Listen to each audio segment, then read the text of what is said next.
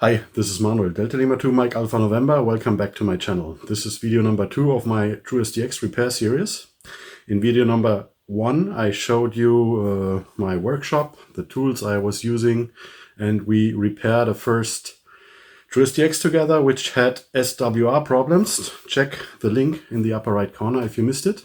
In this video number 2, we are going to explore the most common problem of all. uSDX not having any output power because PA FETs burned, probably. So let's watch how we are coming to that conclusion and what we are going to do about it. This is David's rig, Delta Lima 1 Delta November. He sent me this a while ago, so we don't remember exactly what went wrong, so I checked it. It doesn't have output power. What happened was he experimented with a step-up converter, and suddenly the display went out and nothing worked anymore. What I can see is we have a bad connection on the speaker. Yeah, need to fix that. Then it draws like 130 milliamps of current, but there's no output power. The first thing usually I'm doing in that situation, when I have a little bit of current, no output power, and all the basics have been checked, like everything looks all right, no cold solder joints, obvious failures, and by the way, this one already worked. I'm going to replace those BS170s. It's as easy as that. I see they seem to have been changed. Maybe they burned right away. Okay, I'm going to unsolder them, resolder them, and check again.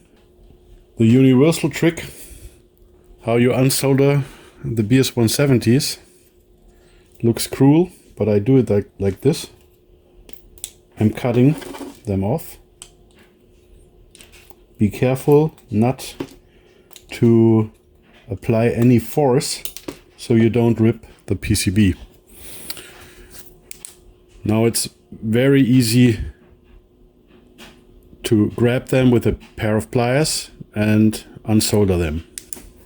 Okay friends, now I'm going to introduce you to my magic trick, my hot sauce, my secret recipe.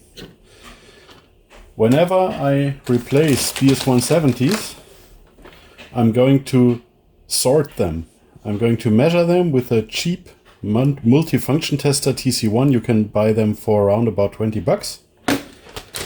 And I buy them bulk because they cost next to nothing. In this case, just going to swap some here.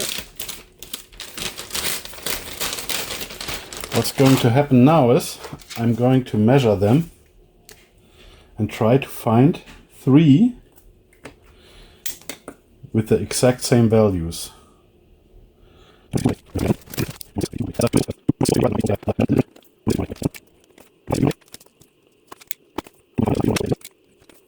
So now we have 3 with extremely close values. And those 3 I'm going to solder in there.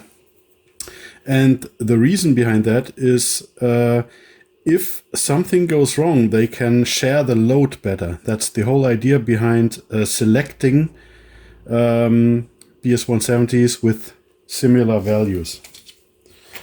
Putting that back in the bag and going to solder them in. Okay, I fixed that. Let's see.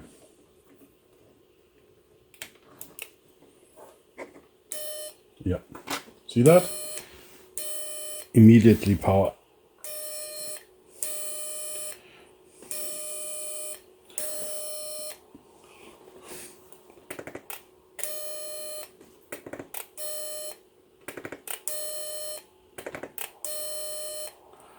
Okay, now let's fix the speaker thing.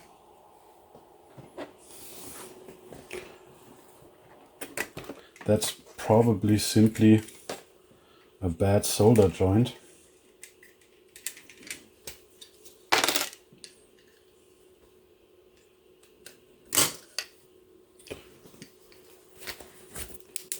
here.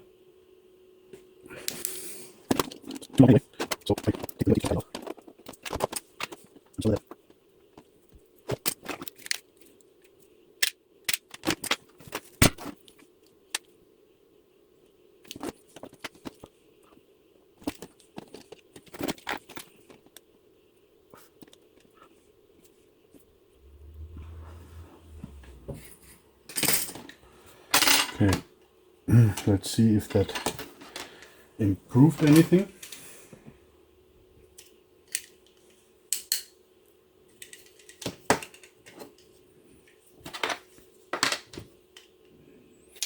And by the way, just want to repeat that tip.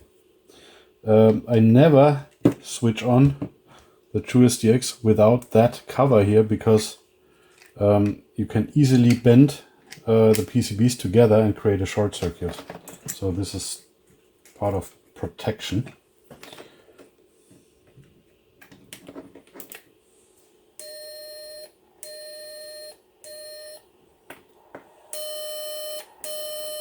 At least there's no scratching here, so I think this is fixed. So that was actually an easy fix, wasn't it? If you know the right techniques, how to unsolder and solder, how to see what's happening, and then it's pretty easy to fix it. That's at least my assumption.